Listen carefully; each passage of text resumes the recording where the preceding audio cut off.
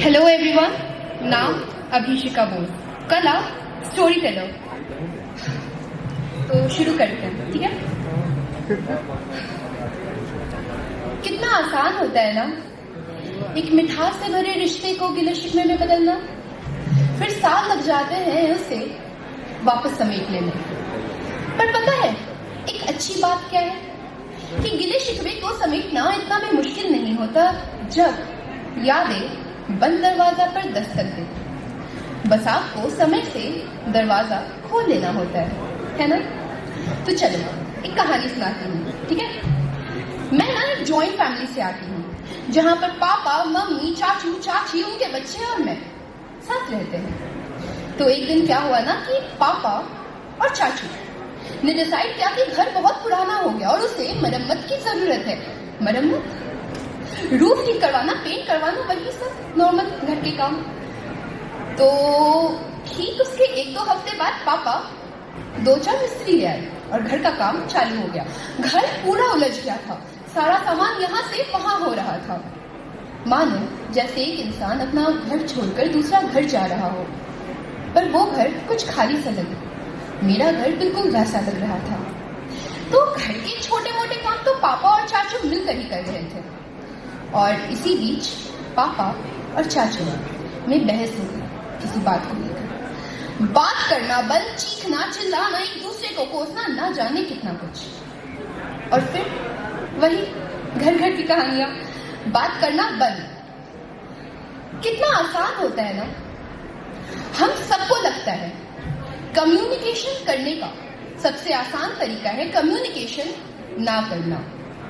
इसीलिए हम बात करना बंद कर देते हैं। पापा और चाचू भी बात करना बंद कर दिए। दुकान में भी बस काम भर की बात है और उससे ज्यादा कुछ नहीं। घर में हम सब परेशान कि कैसे सब ठीक होगा, पर उसका सलूशन हम में से कोई नहीं ढूंढ रहा था, कोई भी नहीं।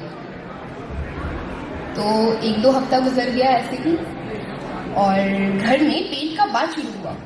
हम सब एक्साइटेड कि कौन से रूम में कौन सा कलर होगा और एंड रिजल्ट देखने के लिए। कुछ पापा के पसंद के कलर्स है तो कुछ मम्मी के, कुछ चाचू के तो कुछ चाची के, तो कुछ उनके बच्चों के तो कुछ मेरे। सबके पसंद के कलर्स है। तो जब पेंट होता है तो क्या होता है, हर कमरे का जो भी सामान होता है वो इकट्ठा करके बाहर रखा जाता है ना। मेरे भी घर में वैसा ही हो रहा था। पापा और चाचू मिलकर कर रहे थे सारा काम, पर बात दोनों ही नहीं कर रहे थे। जब पापा और चाचू मेरी दादी के कमरे में गए ना, वो दादी के कमरे का वक्त आया ना, तो पापा और चाचू सामान बाहर नहीं निकाल रहे थे बल्कि अपने पुरानी यादों को बाहर निकाल रहे थे। दोनों ही मुस्कुरा रहे थे पर गुस्से में। गुस्सा होना वाज देयर प्रायोरिटी, इसलिए शायद गुस्से में मुस्कुरा रहे थे। तो पापा को कहानी सुनाना था कुछ चाचू के बचपन की, तो वो चाचू के पास तो जाकर सुना नहीं पाते ना, इसीलिए वो मेरे और मम्मी को आकर उनके बचपन की कहानी सुनाया और खूब हंसे और फिर काम पर लग गए। तो एक वक्त आया था वहां पर जहां पर पापा और चाचू दोनों की नजर एक फैमिली फोटो पर पड़ी। दोनों ने मुस्कुराया, कुछ नहीं कहा, बैठ गए और कहानियां सुनाने लगे। मुझे लगा कि सब नॉर्मल कैसे लग रहा है, नॉर्मल लग रहा था।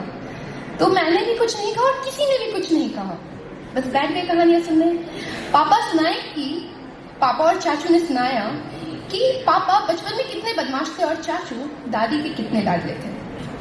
कहानियां सुनते सुनते मम्मी और चाची भी शुरू हो गई कुछ कहानियां तो कुछ बदमाशियां, और कहानियों में उलझते उलझते कब घर का काम सुलझ गया पता नहीं चला। तो क्या होता है ना अक्सर कि हम यादों को ना एक बक्से में कैद करके रखते हैं। कभी कभी ना वो यादों को बाहर निकाल लेना चाहिए और यादों में जी लेना चाहिए। तो क्या हुआ था ना कि मैंने शुरू में कहा था, याद है, कि गिले शिकवे को समेटना इतना भी मुश्किल नहीं होता, बस आपको सही समय पर दरवाजा खोल लेना चाहिए। This was Abhishika Bose, thank you.